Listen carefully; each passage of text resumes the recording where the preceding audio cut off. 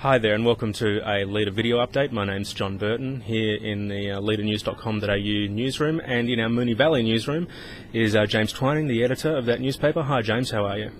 Well, thank you, John. Good to be with you. Fantastic. Now, what's been happening in the Moonee Valley this week? This week we learnt, John, that a handbag thief had struck 3 times on the one day in Moonee Ponds. Now, police are looking for a man who stole several handbags from staff areas in the Puckle Street precinct last Wednesday, and a few different types of items were stolen. Cash and mobile phones and a camera was also removed from the bags. So police have released the face image of the man, and that can be seen on our website at moonevalleyleader.com.au. Obviously they're very keen to receive any information from the public. And in a different type of news, a man is recovering after a particularly traumatic experience with about 40 bees. That's right. It wasn't a good Tuesday for Andrew Short of Flemington, John, when he was trying to move his beehive from the roof, or from the backyard to his roof. And this was being done during the dark of the night, of course, when he thought that the bees were asleep. The plan was going okay up until the stage where he knocked the beehive with the ladder and created a hole. The bees were then able to get inside his protective gear and sting him, as you mentioned, 40 times. So that, of course, ended up with a trip to hospital, and I'm sure an amusing story for his mates and many people out there who probably saw the lighter side of it. We caught up with Andrew this week just to see how he is recovering at home and what he had learned from his experience in moving beehives in the middle of the night. Let's move and take a look to see what's coming up in the Moonee Valley Leader for next week. And Bernard Salt has found some interesting study results about the west of Melbourne.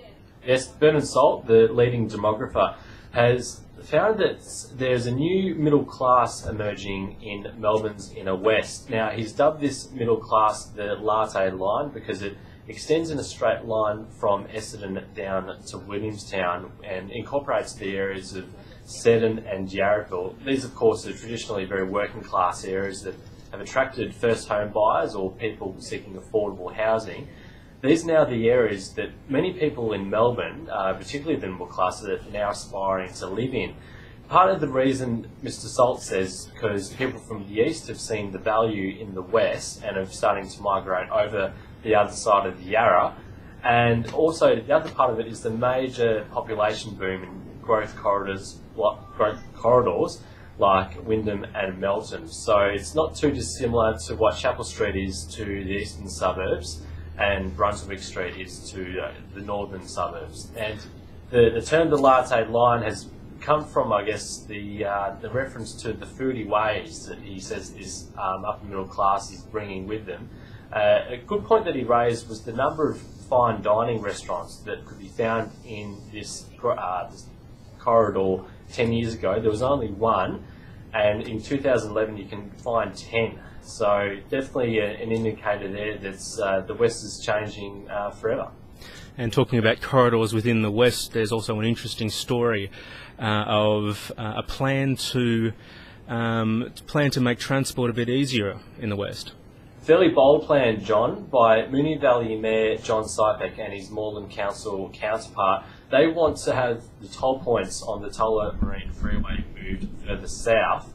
They say this would alleviate traffic congestion in their suburbs by people who try to get off the freeway early to avoid the tolls and end up driving through their suburbs to the city. They do admit that it's probably unlikely to get up, but they are going to try and petition the state government to get this through.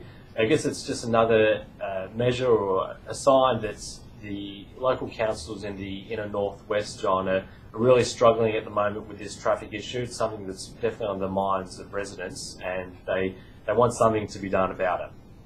And lastly, if we can talk about a piece of high-tech surgery that's happening. That's right, John. Our reporter Bria Bowl spoke with Strathmore man John Manker, who was among the first Victorians to undergo robotic surgery at the Peter MacCallum Cancer Centre and he takes us through the process and his emotions of what was, I guess, uncharted territory for him and many other people who are undergoing this treatment for the first time. Doctors at the centre hope this is going to be a new era, I guess, for people undergoing cancer treatment, which is it's a great story and a great insight to what is going on there. Fantastic. Thank you, James. And you can read all about that and other stories in the Moonee Valley Leader newspaper at moonevalleyleader.com.au or at the Twitter feed, Twitter/MV Leader. So right. check out the news from there. Thank you, James. All right, thanks, John.